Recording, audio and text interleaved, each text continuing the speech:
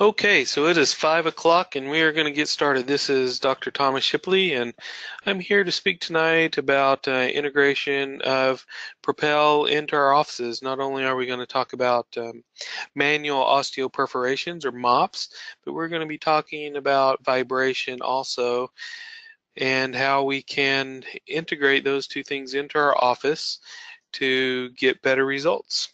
So we're looking at the two device here and some of the course descriptions here. Don't want to spend too much time on this stuff because we've got a lot of information to pack into this hour. As you know, Propel is a great way to speed up orthodontic treatment, but also a way to help us increase our efficiency and predictability of not only our braces but also our aligners. Just so you know, no photographs today, video or audio recordings. There will be a video of this, so you can talk to your Propel rep if you would like to review the presentation at some point.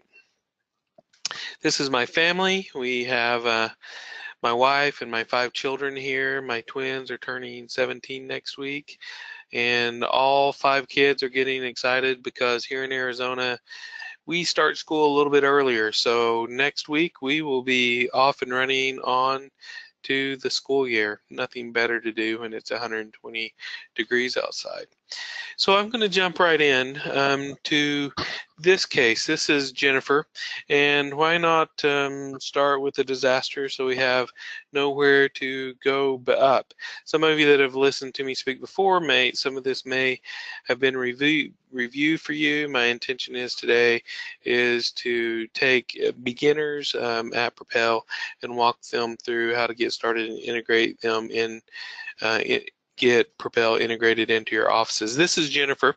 She was referred to me by a periodontist. Now, if you look at the lower, if we look at the right occlusion, we can see that teeth number 3 and teeth number 5 have a little bit of recession and gingival grafting.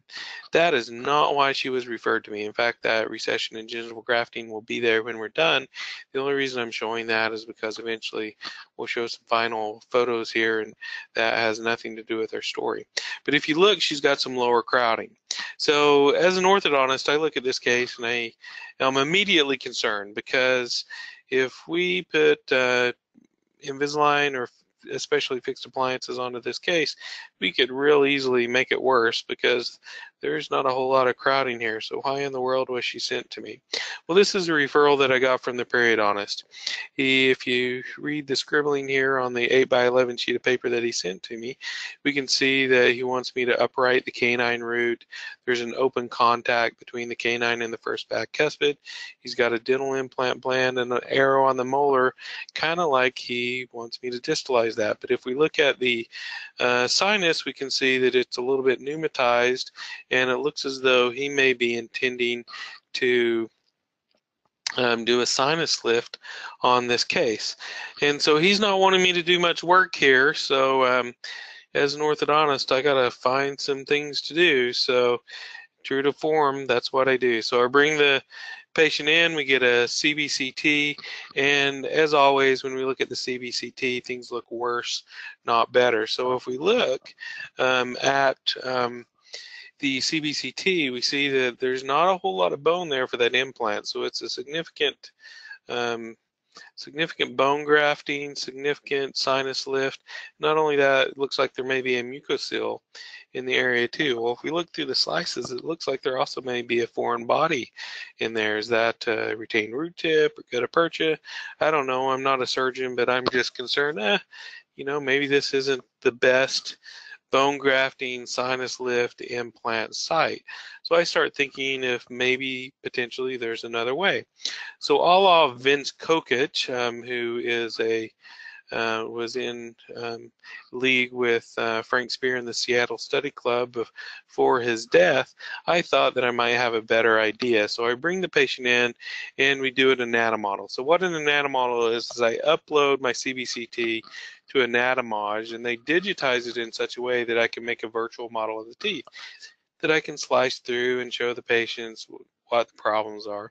In this case, I can do a virtual setup. So we separate out the roots and I can show the patient. I want to upright the root, close the contact, no distalization needed, and virtually place the implant. So I can show her, hey, you know, there's some problems with that. So what my idea is that all of ins coquich, maybe we can make a better implant site. So by distalizing tooth number 5 into the number 4 position, we know that as we orthodontically move a tooth, bone and soft tissue moves with it, and that would leave a great implant site in the tooth number 5 position. So I thought that this would be a great idea, getting her money's worth out of orthodontic specialty care. So I thought that I was the smartest guy in the room. Turns out she brought the smartest guy in the room with her. It was her boyfriend. And what's his thoughts? Well, if you can distalize tooth number 5, why can't we just, yep, that's right, you finished the sentence in my head, why can't we just mesialize the molars? And so at first I proceeded with the thinking, well, that's not a great idea. That would be difficult to move those teeth forward. But I had this nifty software here in Anatomage, and I thought, well, let's just show the patient exactly what that would look like. So that's what I did, and I started to get excited about it. We could bond the bracket on passive to the canine. That would leave a huge space in between the roots of the lateral and the canine to place a TAD. Then we can do direct anchorage to bring the molars forward, remove the TAD, reposition the bracket on the canine, bada bing, bada boom, we've got a great looking result. Now, before I started putting this together in the consultation, I'm like, oh, I don't want to move those molars forward. That's too hard. There's not enough bone there. There's too much cortical plate and not enough medullary bone, not enough cells in the area to move the teeth through there. But what happened to me is what sometimes happens to all of us when we're, say, like looking at a clean check. We start moving teeth digitally and we perfect it, and pretty soon it's looking so good that we get so excited about it that we forget whether it's realistic or not.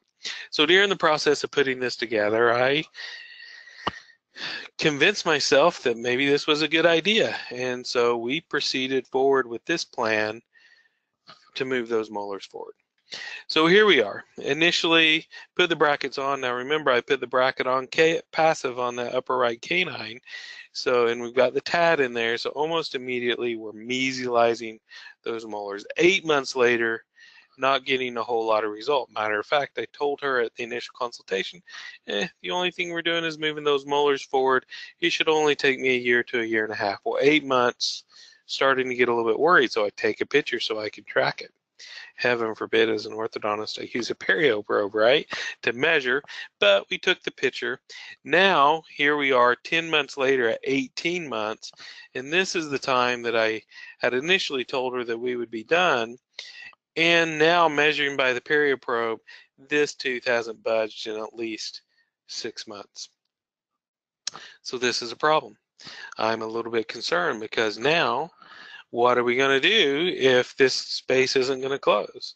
And I'm starting to become concerned, and every time Jennifer's coming in, she's like, Dr. Shipley, what's going on? I thought we were supposed to be done by now, and this space isn't closing. I'm really starting to get worried. And in fact, she was starting to get a little bit upset, so much so that I would come in the morning, and if I saw her name on the schedule, get that gut reaction in my stomach and ruin the rest of the day. And of course, she came in the afternoon, so it just made the rest of the day worse.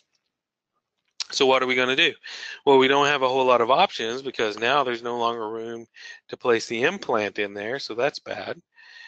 Everyone would be upset if we cut down tooth number 5 and tooth number 3 for a 3-inner bridge, so that would be a horrible pontic. Hey, maybe I should give her a lifetime of superfloss, right? So there's not a whole lot of solutions here for me. Maybe we can put a spring in and back those teeth up. But again, Jennifer's not too happy, and I'm starting to get some concerned. So I think any of us that have been doing orthodontics for very long have a few of these cases where we're starting to have some trouble. So this is when Propel walked into my office. The rep came in, and he said, hey, we got this device that we can use to speed up movements of the teeth, get difficult teeth to move faster. And she immediately popped into my head. So I bought 24 devices, and I scheduled 5 troublesome patients to come in, and she was one of them. And so we're going to see if Propel can help us save the day. But before we do that, since a lot of you out there are newbies just looking at the names, I need to explain to you a little bit about how micro or manual osteoperforations or MOPs work.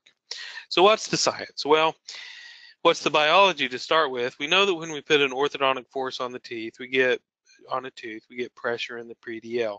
That pressure in the PDL causes vascular constriction. That causes a cellular cascade of events very similar to the inflammatory process that culminates in the creation of cytokines and osteocytes and osteoclasts on the pressure side. So the osteoclasts eat bone away, and that allows the tooth to move into the area. And then on the opposite side, we then have tension in the PDL that creates, and that tension in the PDL creates a similar response, but on the tension side, culminating in the creation of osteoblasts to remodel the bone and fill in the bone where we move the tooth from. That's why in Jennifer's case, it's going to be so great, because we're going to leave this new bone behind where we move the tooth out of the PDL to create that nice implant site. Well, what do we do now with Jennifer because the tooth isn't moving? Well, the solution you would think to be push harder. Well, if we push too hard, that's actually not what we want to do, because if we push too hard, instead of vascular constriction, we get vascular obstruction, and that ends up causing a cellular response called undermining resorption. And basically we get necrosis of the bone because we are unhealthily trying to move the teeth through that area. Now, not only is that not healthy on the bone or the PDL, it also is a great way to significantly slow down tooth movement. So if we want a tooth to move faster, we can't just push harder. In fact, that's definitely not what we want to do, because it'll actually end up making the tooth move slower. If we want a tooth to move faster through the bone, we have to change the physiological process by which the bone remodels around the teeth. So that's where acceleration biology comes in. There's a few different ways in which we can stimulate the bone to change better and faster around the roots of the teeth. Some approaches are pharmaceutical. We can do things like relaxin or vitamin C and vitamin D, prostaglandin injections.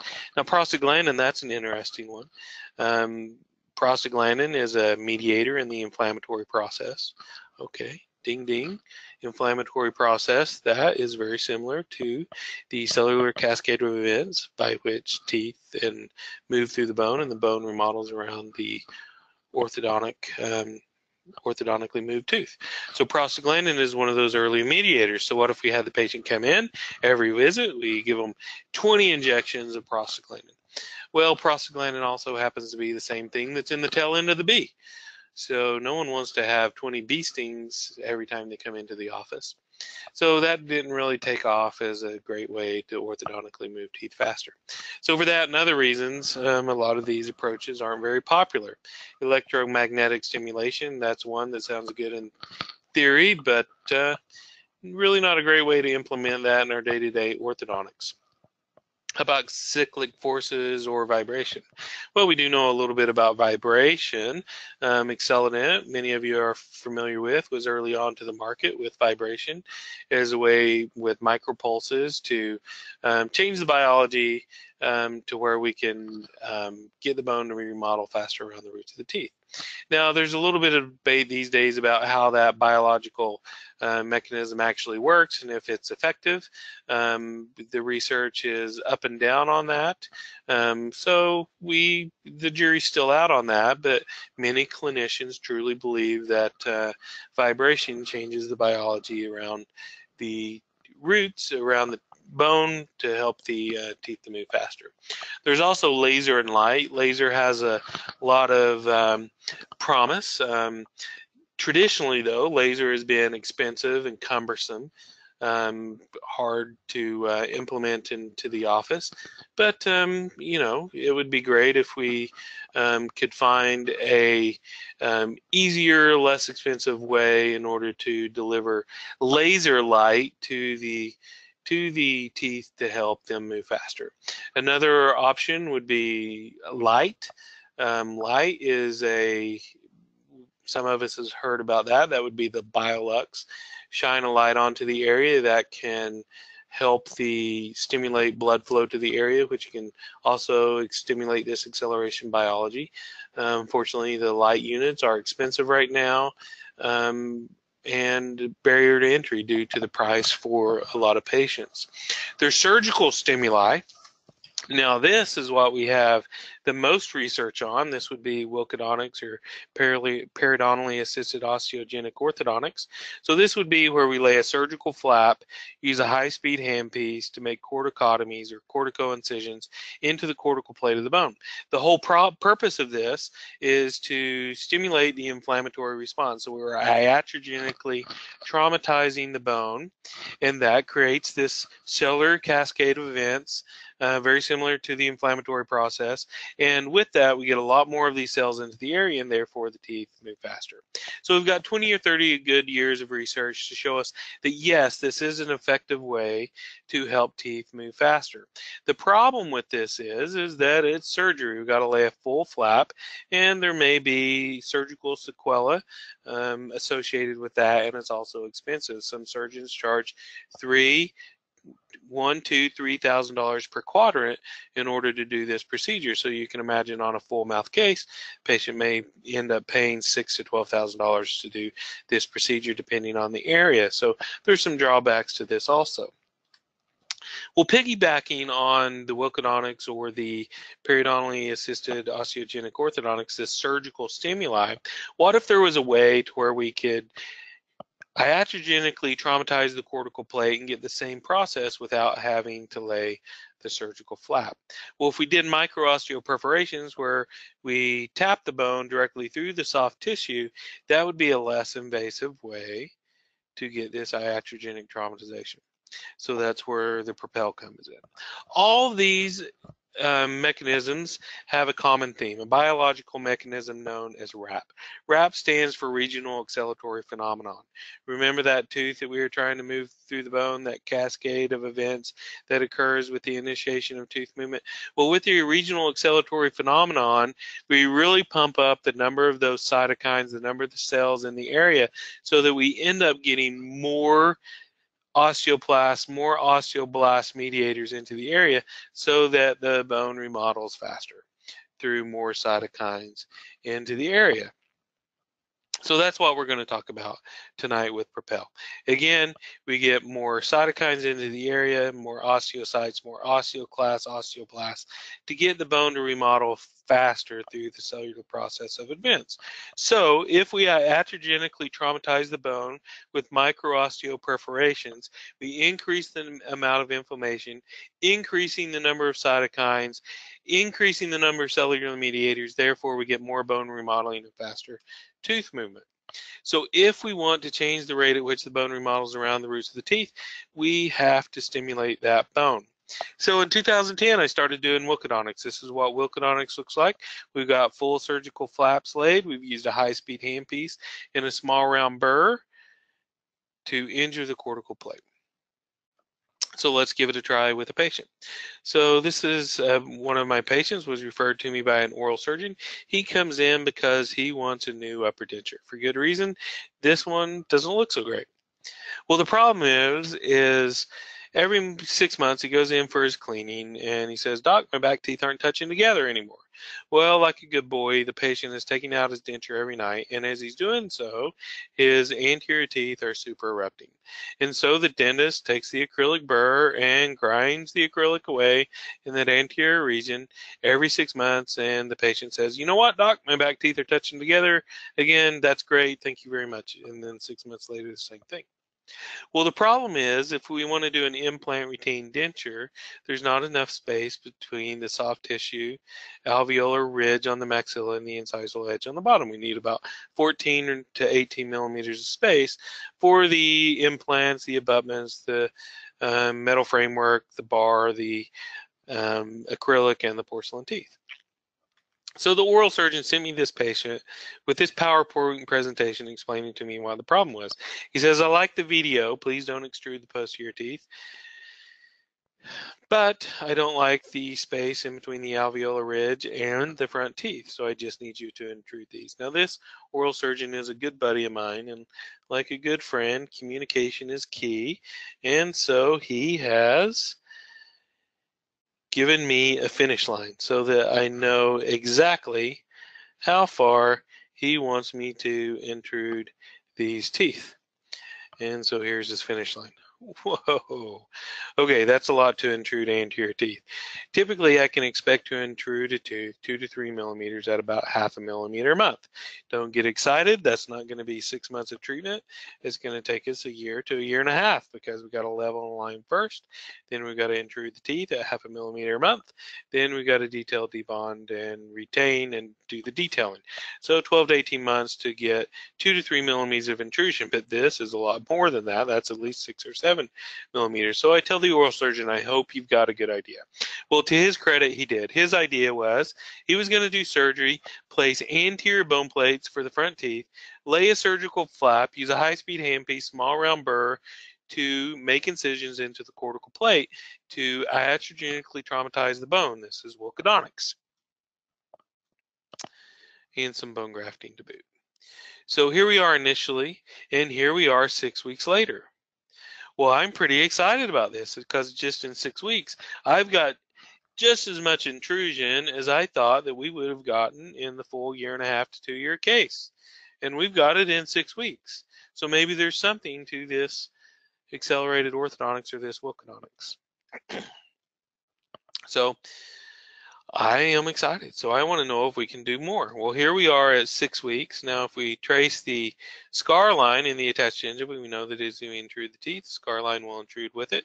So we just overlay that over the bone plates, and we can measure how much intrusion we get, or we can also look at the gingival margin of the canines, look at how much intrusion we got in just 6 weeks.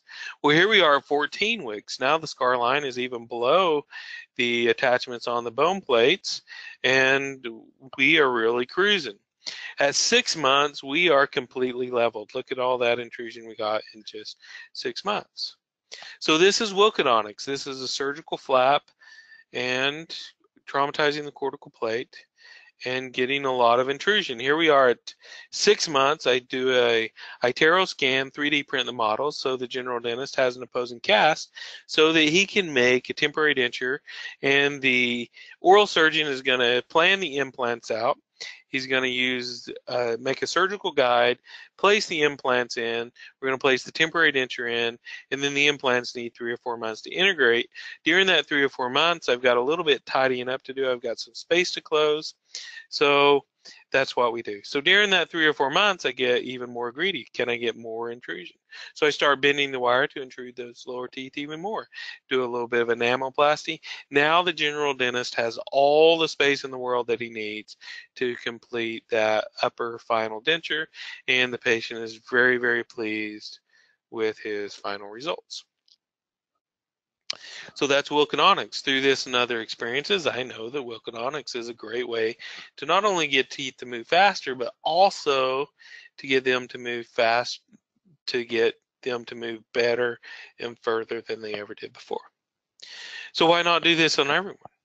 Well, the reason we don't do this on everyone is because it's quite an invasive procedure. Like I said before, it's an expensive procedure. We've got to lay a full surgical flap. Patient can pay anywhere from $3,000 to $12,000 to do this.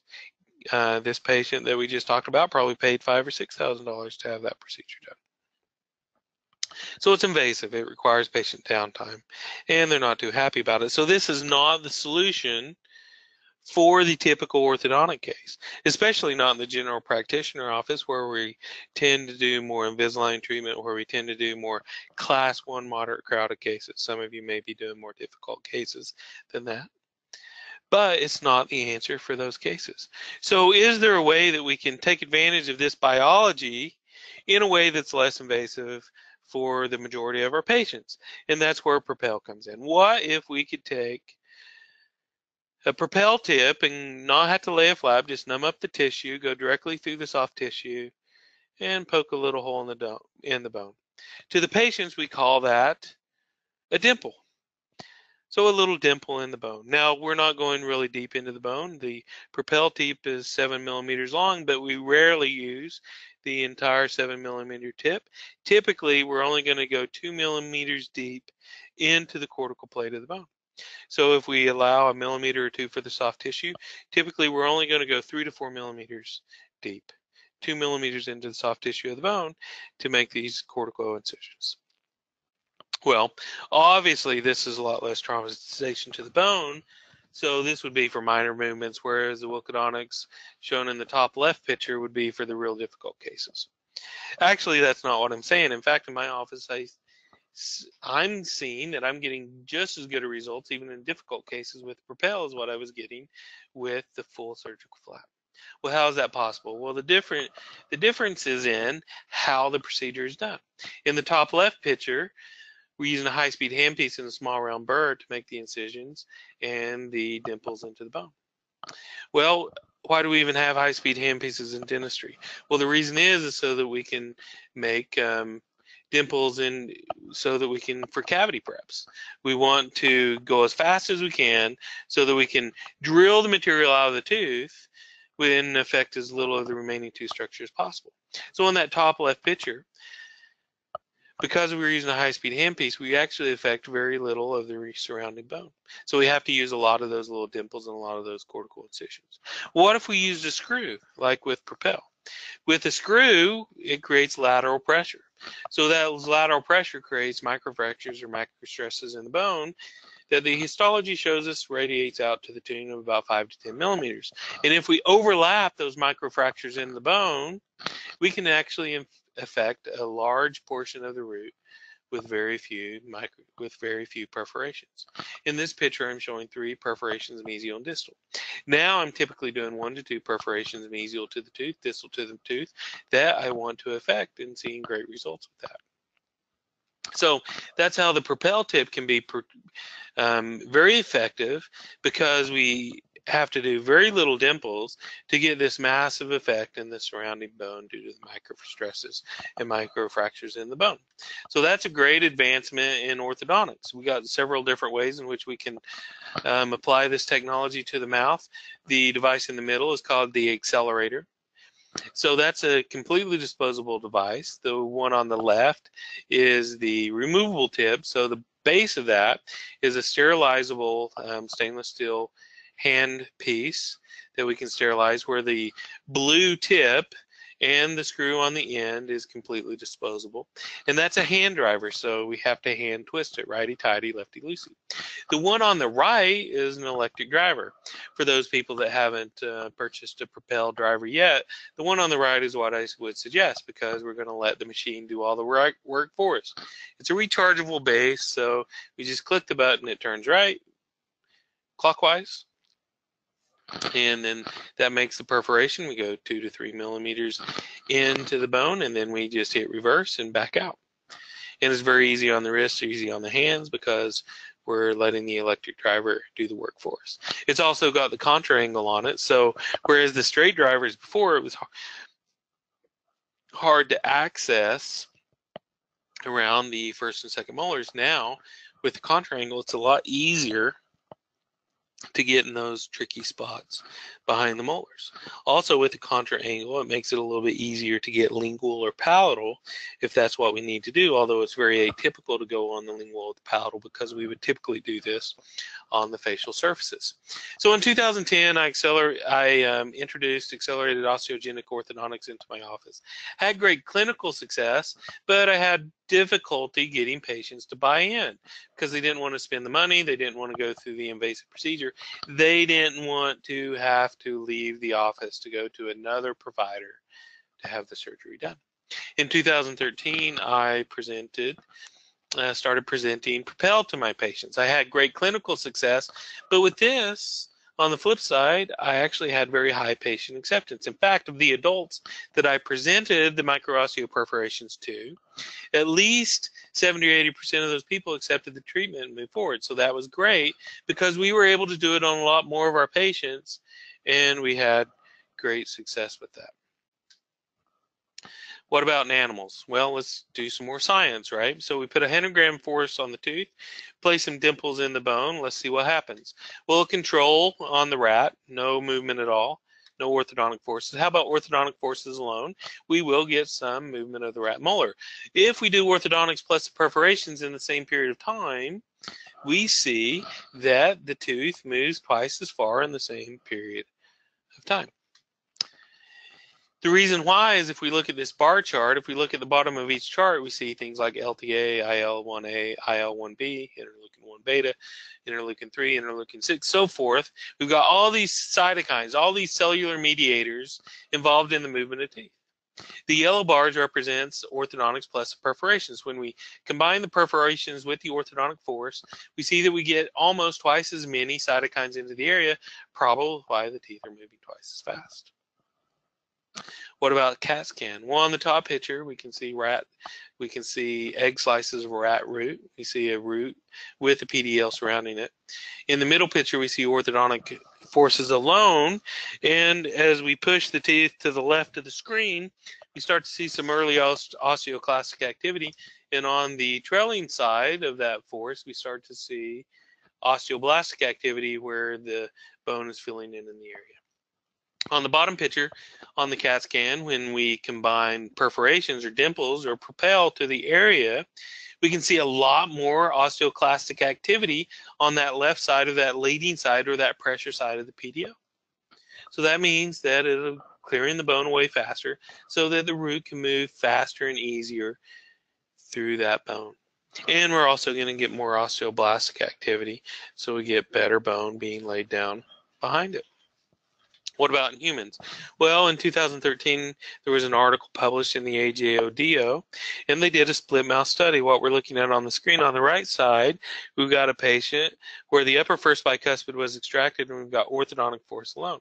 Split mouth study, so on the same patient, on the left side, we took out the upper first bicuspids, or they did, and an orthodontic force, but this time we did MOPs in the area. 4 weeks later, as you can see in the bottom right-hand picture, if we look at the picture, we can see the tooth on the left moved quite a bit more. The canine distalized. We see more space for that tooth that we did the perforations on. Well, they didn't measure this in pictures. They measured it in casts, and they measured the tooth at the incisal, middle, and cervical thirds. And what they found is in the same period of time, the tooth moved 2.3 times further in the same period of time, with the same proportion of tipping. So that's great.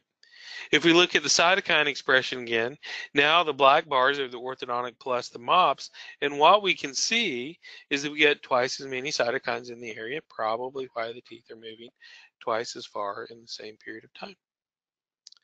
So by implementing MOPs, manual-osteoperforations, into the area using the Propel device, we can increase the bone biology so that the bone remodels faster around the roots of the teeth, and the teeth move a little more than twice as fast. So that's great. How do we do it? Well, like we talked about before, we use a Propel driver, righty-tighty, lefty-loosey. The accelerator PT or power tip is an excellent option. So what do? We palpate the tissue, we look at the x-ray, we want to make sure that we're missing any vital structures, but it's not so hard because remember, we're only going 2 millimeters deep into the cortical plate. Just 2 millimeters, that's hardly anything. So it's a very safe and easy procedure to do. We just need to aim in between the roots of the teeth, go 2 millimeters in, no problem. Now we want to make sure that we clear all the oral flora, dangerous oral flora from the mouth, so it's a good idea to have the patient rinse with chlorhexidine rinse before we do the procedure. Then we anesthetize, and then we accelerate. So again, review the pano, make sure there's no vital structures in the way, kind of get an idea for what's going on. Plan out where we're going to do the perforations, righty-tighty, lefty-loosey. So then we're going to do anesthesia. Well, Propel is so non-invasive that many practitioners, especially orthodontists, are used to just using a high-powered topical anesthesia like BTT in order to numb the soft tissue. In the GP world, most of those providers are going to be using local infiltration. I think that I get a better result with Septicaine than I do with lidocaine when we're doing local infiltration. But remember, we're only going 2 millimeters deep into the cortical plate, and there's very few nerve endings in the cortical plate of the bone. So we don't really have to numb up the bone. All we really have to do is numb up the soft tissue. So there's no block required. We just got to do either topical or local infiltration. Now, your benzocaines is not going to cut it. You're going to have to use a high-powered topical. So in the GP world, I recommend just using Septicaine in that in the area to get nice numbing of the soft tissue. So here I am getting my first Propel. So we started with topical, and I was very numb. Here you can see that my buddy here, he drove the Propel driver 7 millimeters deep, buried the screw into my bone, and I wasn't feeling a thing. Now, I don't recommend going 7 millimeters deep. Remember, we only have to go 3 or 4 millimeters deep, a millimeter or two for the soft tissue and 2 millimeters into the cortical plate. But I wanted a cool picture, haha. I'm laughing inside. I'm sure you're all laughing too. We were having a great time and I wasn't feeling a thing. So you can do this on your patients and have a very safe, easy, comfortable procedure for your patients. In fact, we went out and we got ice cream just an hour later and I was feeling fine, no problem. So we can use Propel to release challenging movements to get that stubborn tooth. Maybe you got an upper lateral incisor that isn't quite rotating and you're in your second refinement and it's driving you crazy. The patient's being drove crazy. Well, maybe you can do Propel on that tooth to kick it up a notch to finally get that tooth to rotate around. Or you can use it to accelerate the overall orthodontic treatment.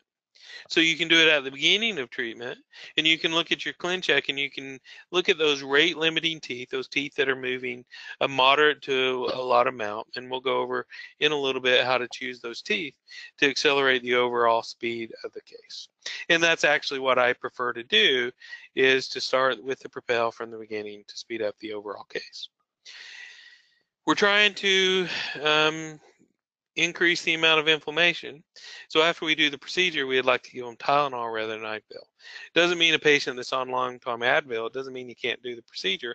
It's just that if we were doing the procedure, we'd rather give them Tylenol as an analgesic rather than ibuprofen.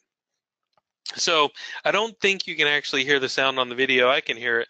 So right now I'm asking her how she's feeling, and she says she feels pretty good. He says, is it hurting at all? She says, no. I said, is there any pressure? She says, just a little pressure on that one. And you can see that I've completely let go of the device. I don't recommend you do that. But this is my first time doing Propel, and Becca had a pretty good experience.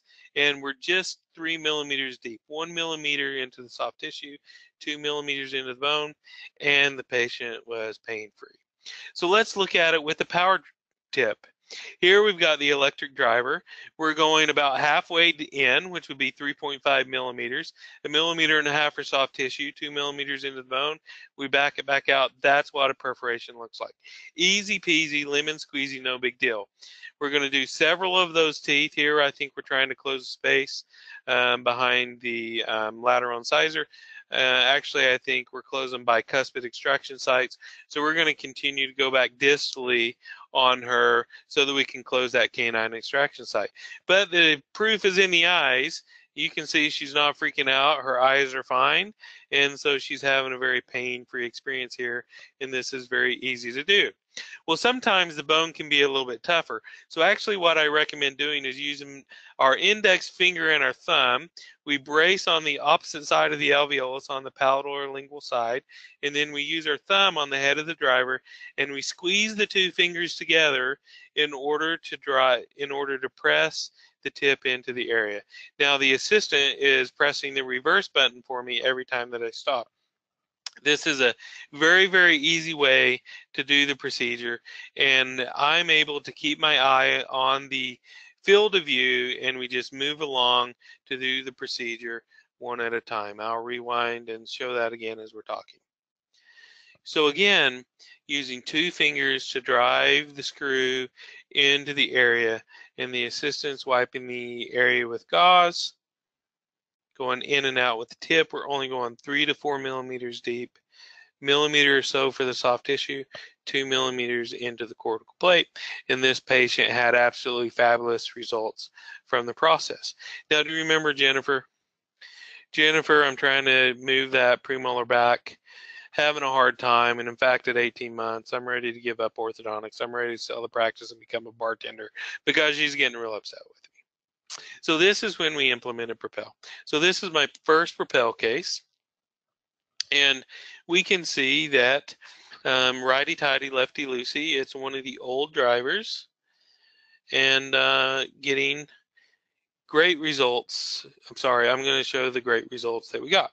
So here we are at the beginning, and here we are doing the procedure. I did 3 perforations on the buccal, 3 on the palatal. Now what I would tell you is I would no longer do the palatal. What I found is just coming from the buccal, we've got enough spread of those microfractures that we don't have to do any more than just those buccal perforations. But now what I would do, instead of just going into the space, now what I would do is also go between the first and second molars and also distal to the molars. With the power driver now, with the contra angle, it would be easier to do that. So 1 month later, not much to see visually, but by the periodontal probe, we finally got 0.5 millimeter of space closure. 2 months later, now we can really start to see some changes. We can also start to see some side effects, and I'm so grateful for the side effects because at least the teeth are moving. 5 months later, finally we've got the space closed, but we're not done yet. We've got some side effects that we have to take care of due from the force on the braces, but I'm so pleased to have this done. Took me another 5 months, and we, as you can see on the radiograph, the teeth were brought forward, the roots are nice and upright. No more recession that was there at the beginning, and everything looks great. Not my best case ever, but I'm so grateful to have it closed. Well, this is reactive treatment. The trouble with reactive treatment is the Propel will save the day. It'll come in and help us solve the problem. But because it's reactive, it's a tough area. So I recommend that you use Propel on those difficult reactive cases, but the magic really happens when we're proactive, when we start from the beginning to really get the teeth to move forward from the start. So let's do a proactive case. This will be my last braces case that I'll show, and then we'll do all Invisalign. So this patient comes in wanting full mouth restorative, and for various reasons that I don't have time to go into, the general dentist wants me to finish in 6 months, so that he has 3 months to do the general dental work. Basically, he's an Air Force guy, and he's going to retire from the Air Force in 9 months and lose his benefit. So I need to finish this case in 6 months. Well, all austere, we're going to start diagnosing the case. Well, we can't just put porcelain on and make the teeth longer because they'd be long and skinny. Because of the wear, the teeth are also skinny mesial-distally. So what we have to do is we have to intrude some of the teeth to level out the gingival margins, but we also have to make space between the teeth so that we can lengthen them and make them wider so that they're in proportion, the golden proportion. So all austere, we're going to start drawing some templates with the dentist to decide how we want the porcelain. Well, if we look on the bottom, we've got 1 good soldier, 3 bad soldiers. So it's obvious that we need to intrude those teeth. Well, if we did that much crown lifting, we'd have a poor crown to root ratio. So what we're going to do is use braces, and we're going to intrude those lower anterior teeth and intrude some of the upper teeth too. The upper teeth, we could probably do crown lengthening to get a little bit of gingiva taken out of the way. But on the bottom, we really need to do the intrusion. Since we're doing braces, we'll go ahead and intrude the upper teeth since we've already got the appliances on. Well, I know just what to do. Let's place a bone plate, do some Wilckodontics. Those teeth will intrude lightning fast. Well, it turns out the patient doesn't want to do Wilckodontics. Is Propel an option? Well, what if we Propel the upper anterior teeth and those 3 lower incisors? Well, let's see what happens. So here we go. We put the braces on. Now we're going to position the brackets so that we level the gingival margins. The general dentist is going to straighten out the incisal edges for me with porcelain. So we just need to put the braces on to level the gingival margin. So the wires are going to correspond with the gingival margin so that as the wire straightens out, it levels those gingival margins on the top and on the bottom. 3 months later, we're completely leveled. So that's lightning fast. We got all the intrusion that we needed in just 3 months. Actually, we could use a little bit more intrusion on those 3 lower incisors, but I can't intrude them more unless I reposition the bracket more incisally. So I need some help from my general dentist friend at the base. But he can't do temporary composites on those teeth so that I can reposition the brackets more incisely unless we have more space mesial distally. So I trap coil springs in. Well, just 6 weeks later, the patients come back and we've got plenty of space in between the teeth that now he comes in the morning. I take the front braces off. He goes down to the base. He has the temporary bonding done. Comes back in the afternoon. We add the braces back on. We reposition the brackets, place some power chain to close the remaining spaces. 6 weeks later, he comes back and the case is completely done. As you can see on the lower first bicuspid, the dentist placed an occlusal stop so he could show me how much that he wanted to lengthen the posterior teeth so that I could plan out how much overbite that I wanted.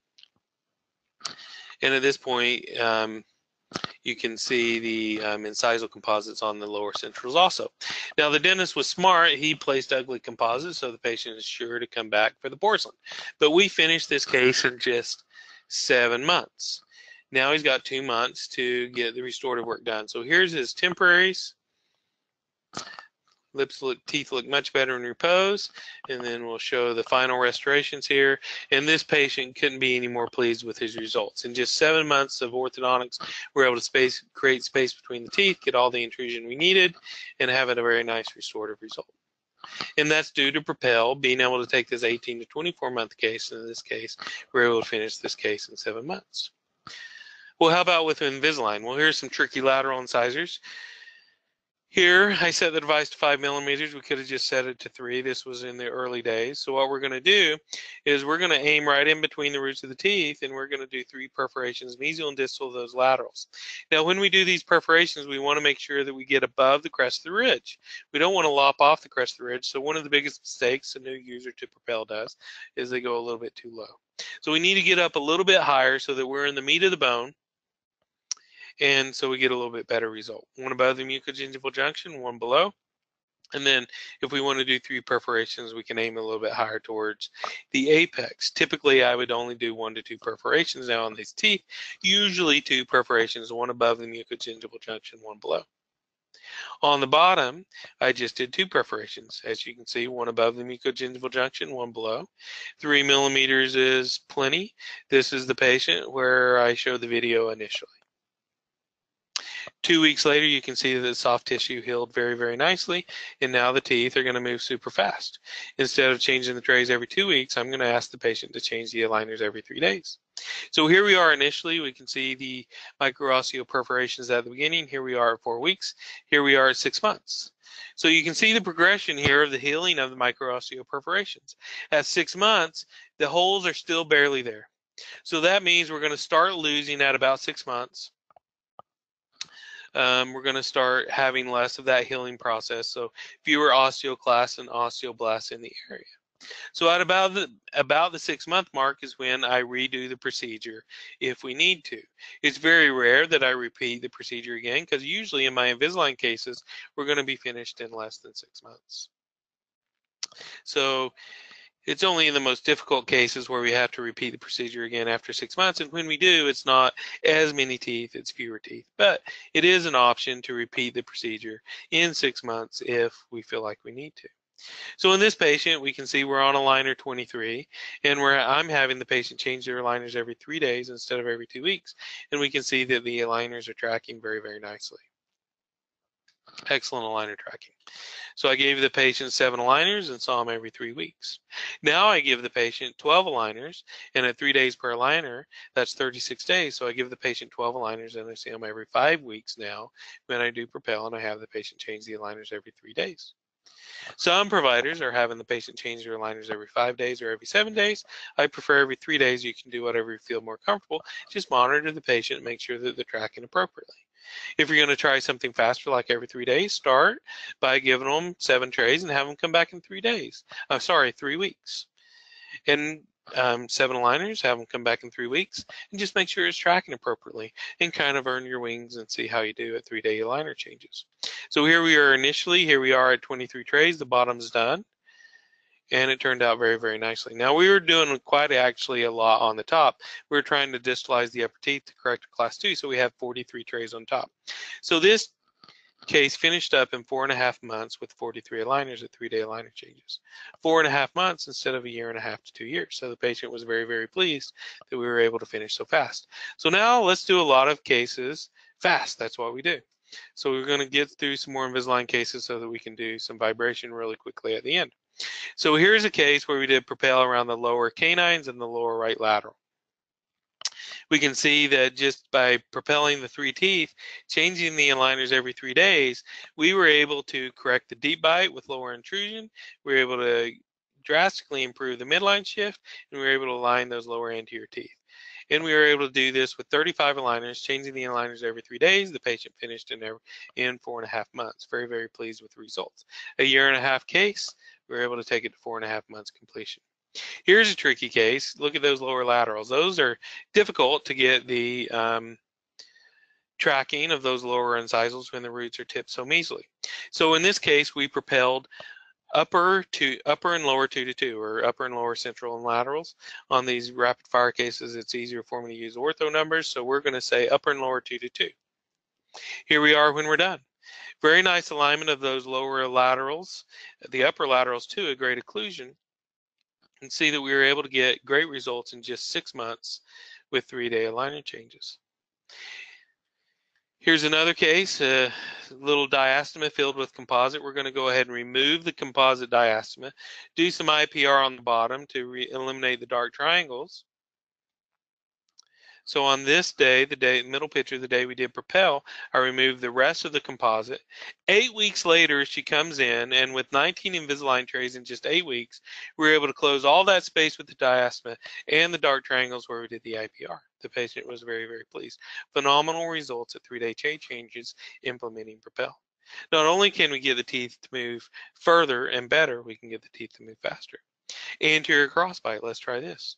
In this case, we propelled the left, upper and lower left, centrals, laterals, and canines. We did lower IPR, lower left, 1, 2, and 3.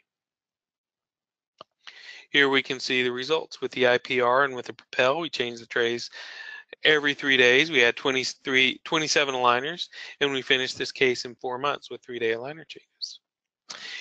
A little easier case here, just a little lower alignment. We did this with 14 Invisalign trays, got those teeth perfectly straight at 3-day tray changes, 14 aligners, 3 days a tray, 8 weeks completion time from picture to picture. Here we've got another upper and lower 2 to 2, another tricky lower right lateral. So we're going to do Propel upper and lower 2 to 2 on this case. Here we are when we're done, a very nice result. This was 29 aligners, 3 days per aligner. We were able to finish this case in just 4 months. Here's an interesting one. This case, we have some relapse of extraction space for the upper second bicuspids. I didn't treat the case initially. This was done as a teenager. She's now coming to me as an adult. She wants those upper spaces closed and the lower alignment taken care of. So I propel the upper first and second molars, and I propel lower 2 to 2. Now, I asked the patient to change the aligners every 3 days, but this is my orthodontic assistant. So like any orthodontic assistant, she does nothing the way I tell her. So instead of changing the aligners every 3 days, she changed them every 2 days. And this is the result. We got the upper posterior spaces closed. We aligned the lower anterior teeth. And this was 24 aligners at 2 days per aligner, and we finished the case in just 8 weeks from beginning to end. Phenomenal results when we implement a biological change by doing manual-osteoperforations. A deep bite case, here we have lower anterior crowding, a deep bite. We want to do a little bit of dental expansion, so I'm going to do 1 perforation around the molars and premolars to help aid in alveolar expansion. And then I'm going to do upper and lower 2 to 2, 2 perforations, upper and lower 2 to 2, to help intrude the lower incisors for the deep bite correction and to align the lower incisors. So here we are when we're done. We got a little bit of expansion. We open the deep bite, align those lower incisors. This was 21 aligners, and we finished this case in just 3 months with 3-day tray changes. So you can see it aided in helping me correct that tricky deep bite with Invisalign. We got a little bit of dental expansion, which is great with Invisalign, and we're able to resolve that anterior crowding, and we did it in just 3 months. The patients will be so pleased, you won't be able to stop the number of referrals. Here, this is a lot more expansion. This case is one of those cases where the posterior teeth just completely disappear behind the canines. So here we're going to do 2 perforations, upper first molar to upper first molar. So we're going to go 12 teeth on the top, 12 teeth on the bottom. We're going to align those anterior teeth, resolve the deep bite, and get some expansion. This was 35 aligners at 3 days per aligner, and we were able to finish this case in just 4 months with Propel and 3-day aligner changes. So Propel's now advocating 7-day aligner changes, and they say a lot can happen in 7 days. And I believe that. And I believe that you can change your aligners every 7 days, even without Propel. I think that you can change your aligners every 7 days, but if we add some Propel in to aid in moving those teeth, even better, we can make it even more predictable. But what if we can step it up a notch? Well, we know from that AJO article that the teeth can move 2.3 times faster. So if we look at 7-day tray changes and we divide that by a 2.3-fold increase in time, that's exactly 3.04, which is why I believe that it's absolutely appropriate to change the aligners every 3 days if we implement Propel. Now remember, I'm doing 2 perforations in mesial and distal of the teeth that I want to move. So that's the way I do it. Well, let's look at this interdisciplinary case. So this patient has some lateral incisors congenitally missing. Well, she wants me to use Invisalign to open lateral incisor implant spaces. Tricky case. Well, we're going to do this without Propel, but we're going to do Invisalign. And here we are when we're done. You can see here that we were able to use Invisalign to open up space for those lateral incisors. Great bone in the area for the implant. So the implants are placed. She got phenomenal results, but it took us 3 years and 2 refinements in order to do it. What did that mean? For 3 years, every time she went out to eat, she had to take her teeth out. Excuse me. She had to take her pontics out. Is there a faster way? Can we do it faster with Propel? Well, let's look at another patient, congenitally missing lateral incisors.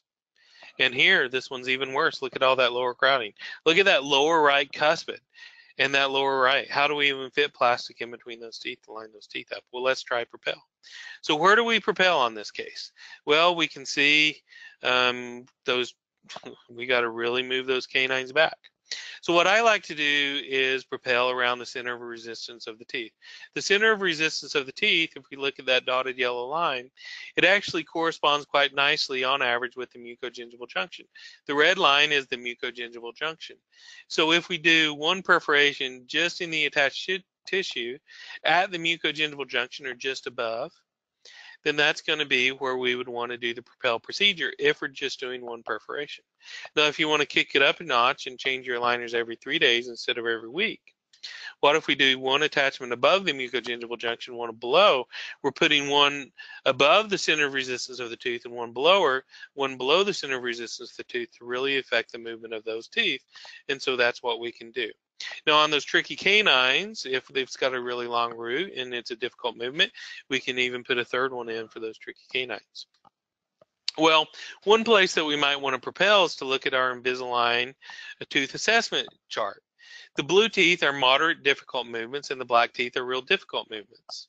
So on the blue teeth, we might want to do 2 perforations. On the black teeth, we might want to do 3. So just a hint, just a guide, we can look at that tooth assessment chart from Invisalign to help us decide where we want to do Propel. We at least want to usually get those blue and black teeth. What about, so I take that sheet and I mark down where I want to do the perforations. Then I might also look at the IPR sheet. Now the IPR is just red flags. We might not want to do Propel for every tooth that we're IPRing, but if we have to IPR a tooth, it may be a sign that it's a difficult movement. So just look at your clean check and see if it's a difficult movement. IPR is a red flag that we might want to do Propel. So we add up those difficult movements, look at the places where we're going to do IPR, look at the clean check, slide the slider back and forth to look where a lot of the movement is, and we can plan out where we're going to do the perforations. And this is the patient's actual sheet where we decided where we were going to do the perforations. And we just scan that into the chart so it's a record of where we did the perforations. And talk to your rep. We're also going to use this chart in some states, in some areas, to bill the dental insurance, and maybe the dental insurance will reimburse us for this. So here's the actual patient. After the IPR, we've done one perforation above the mucogingival junction, one below. If we look at that lower right canine, we've got that third perforation even down lower to get towards that apex. 3 weeks later, the tissue is completely healed. 4 months since Propel, we can see that we're really cruising along, opening up that space. Look at in just 4 months how much alignment we've got on the bottom. I did do a refinement on this case, and now look, we've got 9 months total treatment time on this case, and now we can put the implants in, and the patient's just ecstatic. More space than we need, actually, for the implants.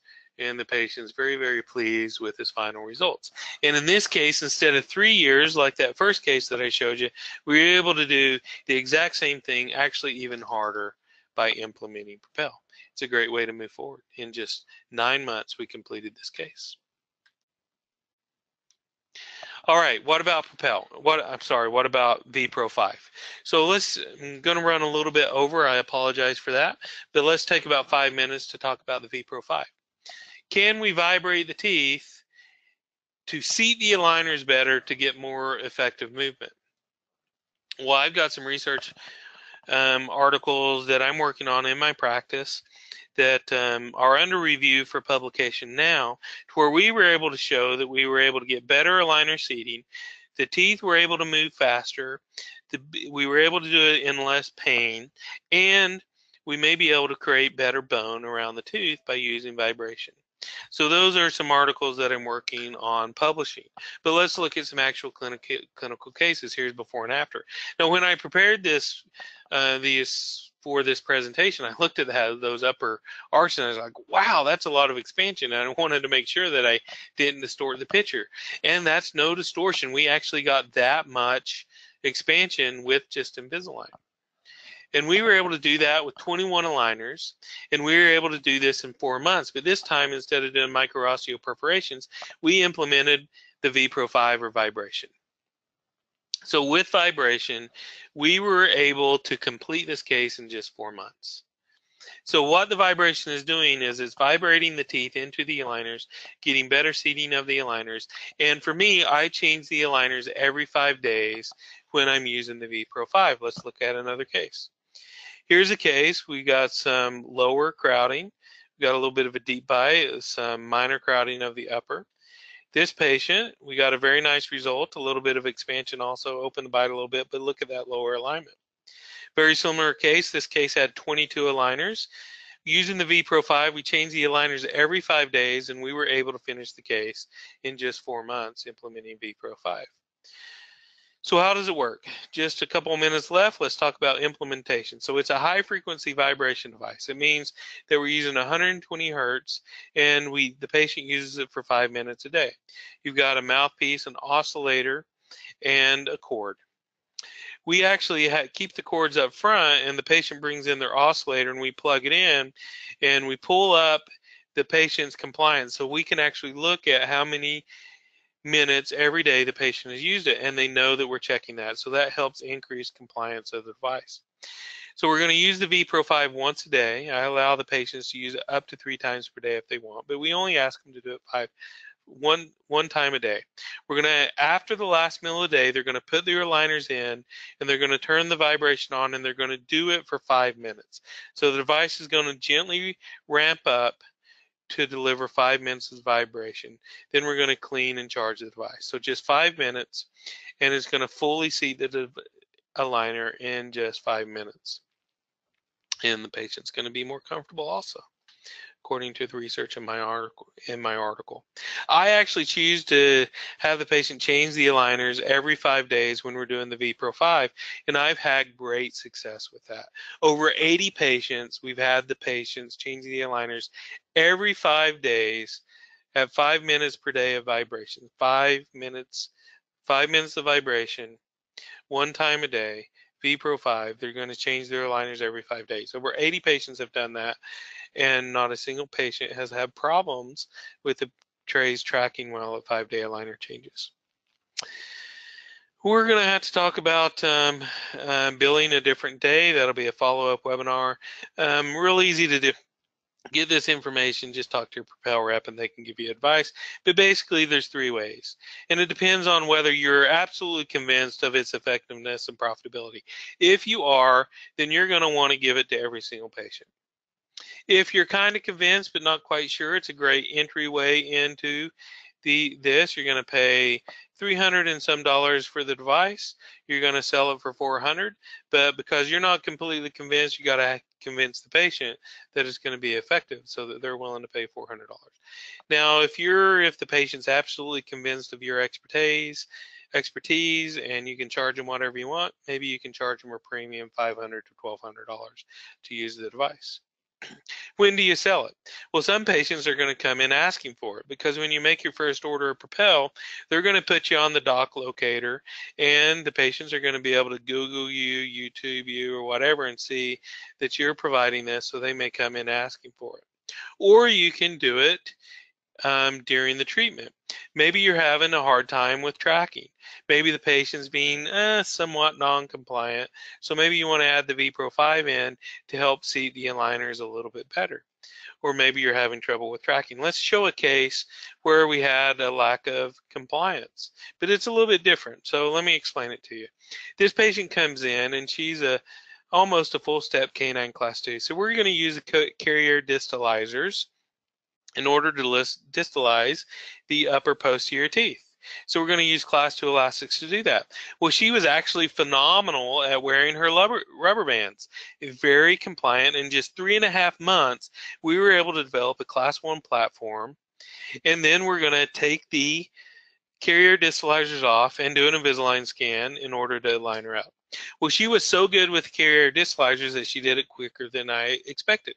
So she came in just for a check, but it turned out that she was ready to transition to Invisalign. I didn't have time to go through the whole debond process of taking the carrier distalizers off. So I just scanned her in, and then I was going to let Invisalign remove the carrier distalizers for me, virtually remove those, and then we were going to create the ClinCheck and just start moving forward. Well, this works like a charm every time. Well, except in this case, because she came back not 3 weeks later like I asked her to, but she disappeared from our office for 3 months. So 3 months later, she comes back in, the aligners aren't seating at all. What do I do? Well, this is going to be costly for me. It's going to cost me $400 to $800 because now I have to take alginate impressions. I have to make a retainer to hold the teeth. I have to bring the patient back in to redeliver those retainers. I have to do a new scan, spend the doctor time to create a new ClinCheck, and bring them in again to deliver the new aligners. If I placed attachments, I got to remove the attachments and then replace them all again. So this can be a problem. So what I actually did is I looked up on the shelf. I saw my vPro 5 device. I'm like, because now I'm a true believer, right? So now I'm just going to be, I just told her, I said, I'm going to give you a vPro 5. And whereas she was hurting trying to see this aligner, the same day we give her the vPro 5 and this aligner fully seats using the vPro 5 before she even walks out of the office. Unfortunately, I asked the assistants to take the picture of the fully seated aligner, but they didn't, and I don't have that picture. So all I have is the next visit after we place the attachments, and you can see the aligners are attaching perfectly. The aligners are seating perfectly the next visit. So the vPro 5 saved the day. It helped seat those ill-fitting aligners. So we implemented this vPro 5 reactively to help us out of a jam. Now we're just giving it to all of our patients, even the ones that we do the MOPs on, to help seat the aligners better. When we do the MOPs and the vPro 5, I have the patients change their aligners every 3 days. And here we are, just 6 months with aligners. 6 months total treatment with carrier distalizers and 6 months with the aligners. Well, what about post-treatment? Can we use it for poorly tracking retainers? Well, yes, we can. In this case, you can see this patient is debo day. Had fixed appliances on this patient. We did braces, and we lined it up. Pretty good looking case, except that lower right central is a little bit mesial out. Well, look at this guy. You think he's going to wear his retainers good? Well, he didn't wear them good at all. 1 year later, he's got complete relapse. So what do? I can charge the patient a bunch for a retreat, never get a referral from them. What I actually decided to do instead is I charged them $200 for the vPro 5, And this is when the patient walked into me that day with the poor fitting retainer. We gave him the VPRO 5, and here's when he walked out. The retainer was fully seated when he walked out of the office that day, and the middle picture is as much as he could get it seated with immense pain. We did the VPRO 5. He got it all the way seated with very little pain, and then 4 months later, we put him back on nighttime wear, but with 4 months, the teeth are completely straight again, exactly like they were before we started. So you can even use the VPRO 5 for relapse cases. So I'm very happy with the VPRO 5. I'm also very happy with MOPs. So now my protocol is we're going to use Propel MOPs to get the biology really started. And then we're going to use VPRO 5 to help the aligners see better. So now we're actually doing both on the patients. When we do both, we charge $500, but a lot of times now I'm just giving away the treatment for free because I know it's going to save me a lot of money because we're finishing so fast. Let's finish with one final bonus case. So here's a nice GP case, right? This patient comes in and he's got a lower Maryland bridge that he hates. The dentist is completely frustrated, and so is the patient because the Maryland bridge keeps breaking out. So why not just close the space? He's also got upper peg laterals and an upper diastema. So let's do some IPR on the upper to close the diastema. Let's leave some space for the laterals using Invisalign to make space for bonding of the peg laterals. And then let's close the lower incisor space. So here we are the day we did the Propel. We've got the IPR done. We removed the Maryland bridge, and you can see, let me go back a little bit. You can see that the roots on the upper pano, the roots are straight up and down. We don't want those to tip into the area. So we're going to do our clean check. What we're going to do is put vertical attachments on the laterals. We're going to move the apices of the lower incisors into the extraction space first. And then we're going to close all that space up. Took us 31 aligners. We also propelled the case. We're going to leave some space for the bonding of the peg laterals. So here we are when we're almost done. So you can see that he's got a little bit of space. Well, this is mid-treatment actually. Okay. Here we are when we're on our last aligner.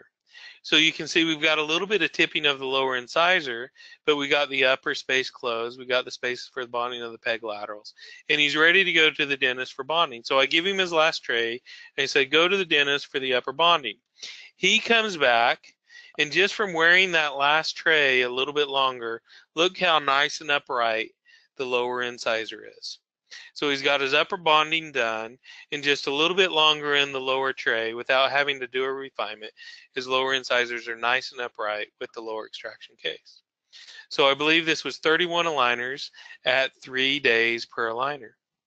And we finished this case in just 6 months, including the bonding.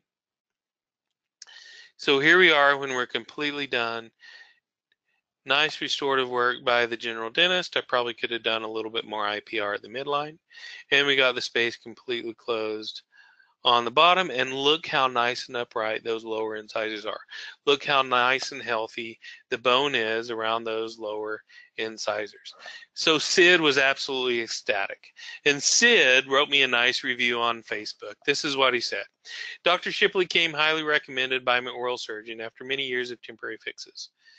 I was reluctant to get orthodontics due to the look and length of treatment.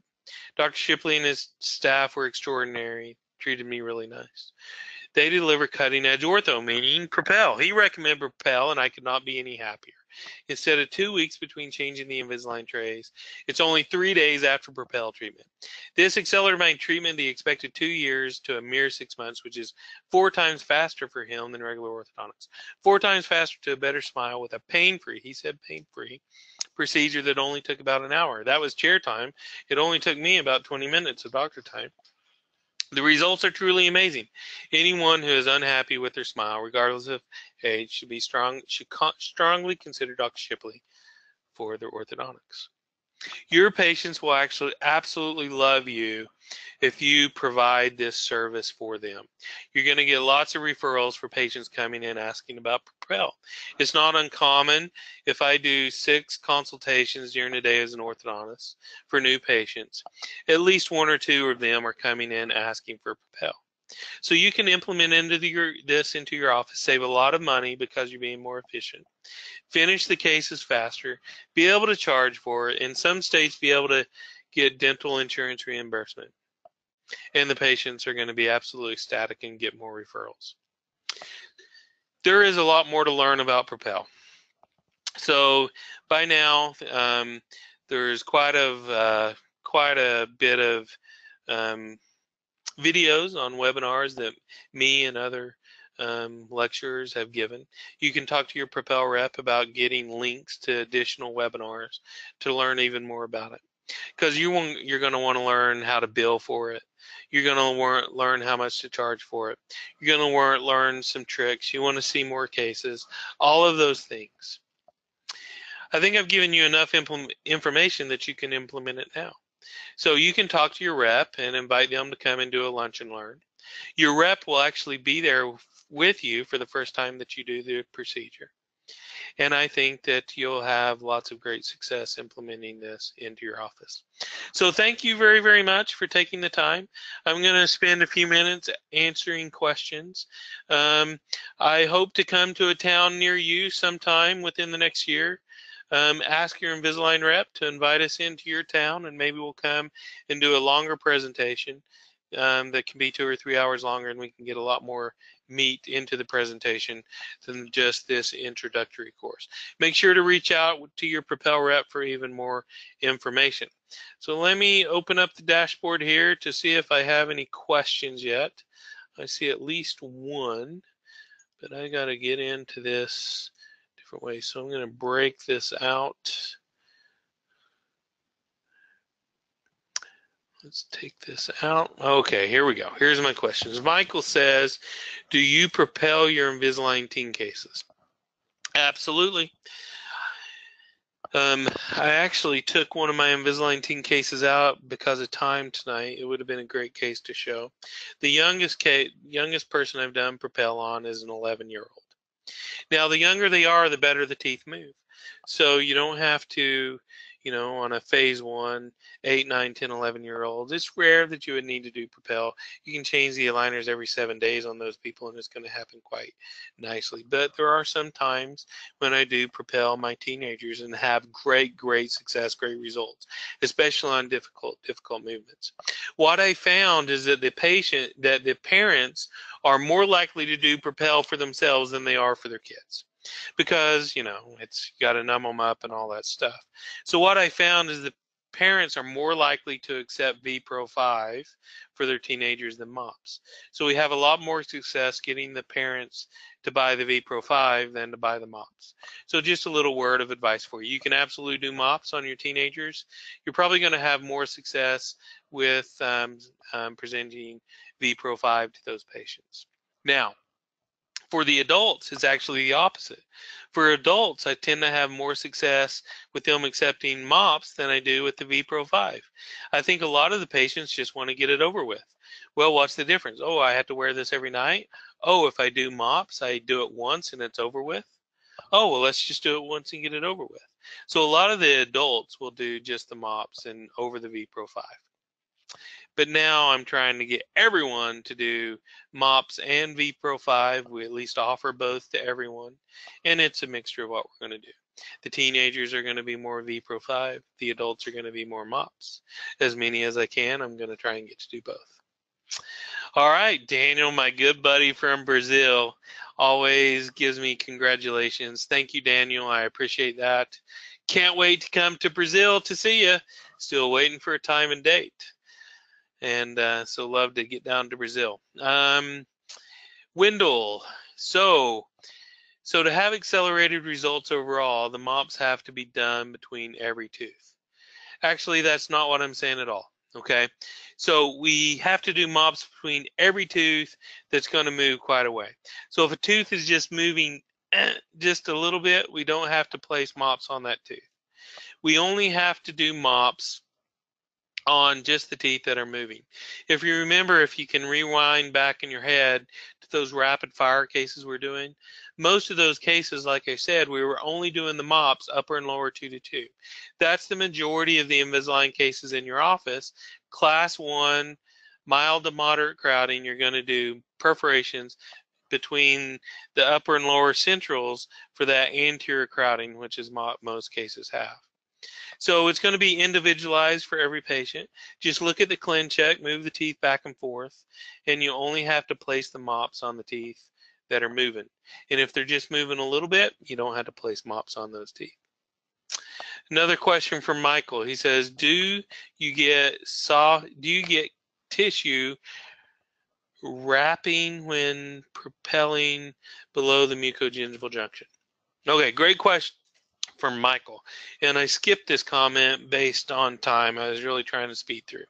Sometimes the tissue will wrap around the screw when we go to the mucogingival junction. If that happens, don't force it. One of the things that you can do is just stretch the tissue with your back, always back out. When you see the tissue wrapping, back out and start over again. But what we'll do is we'll stretch the tissue tight, and then we'll go in and try it again. And if I'm stretching the tissue tight with my finger and I'm still having trouble with the tissue wrapping around the screw, then I just skip that area. Remember, we've already done one micro-osteoperforation above the mucogingival junction, and a lot of doctors are just doing one. So in those posterior lower teeth where we tend to get the tissue wrapping, I will try to do the procedure, but if we have trouble with the tissue wrapping around the screw, immediately back out. I will try it one more time by stretching the tissue. But if the tissue wraps around, I'll immediately stop and just go on to the next area and just do one in that area rather than two. A question from Layla. Layla has a question. How many times do you use Propel in the same patient? How many times do you use Propel? Oh, she asked twice for some reason. Okay. How many times do you use Propel in the same patient? Well, most of my Invisalign patients, I'm only doing the procedure once at the beginning of treatment. But like I showed in those radiographs where we saw the dimples disappearing, at about 6 months, the dimples start to heal over. If the dimples heal over, we're going to start losing the cytokines. We're going to start losing that osteoclastic, osteoblastic activity, the RAP, the regional acceleratory phenomenon. So after about 6 months, we may have to repeat the procedure. But as you saw in my Invisalign cases, most of my Invisalign cases are now finishing up in less than 6 months. So usually I'm only doing the procedure once in most patients because they're finishing up in less than 6 months. If we go over 6 months, I may repeat the procedure. But again, now we're into refinements, and so we're only working on 1 or 2 teeth. We've got that tricky lateral that's not moving, or we've got that lower space that's just not closing.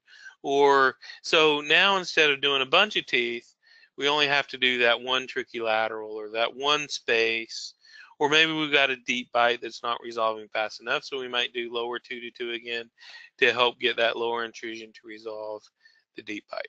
So typically most patients only once, maybe 5% of the patients we may do it a second time at the 6-month mark. It's very, very rare that we'll do it a third time. Okay, so that's all of the questions tonight. I appreciate you guys sticking around a little bit longer. We went a little bit over time. So I wish you all the best of luck with your Propel. Any more questions, you can email them to your rep and they'll make sure to get you answers. Make sure to reach out to your rep. They'll come by and do a lunch and learn. They'll even come by your office to help you with your first procedure. And I think you're going to have great success implementing Propel into your office. Thank you for attending tonight. I really appreciate it. And I wish you all the best in the rest of your summer. Thank you very much. Bye-bye.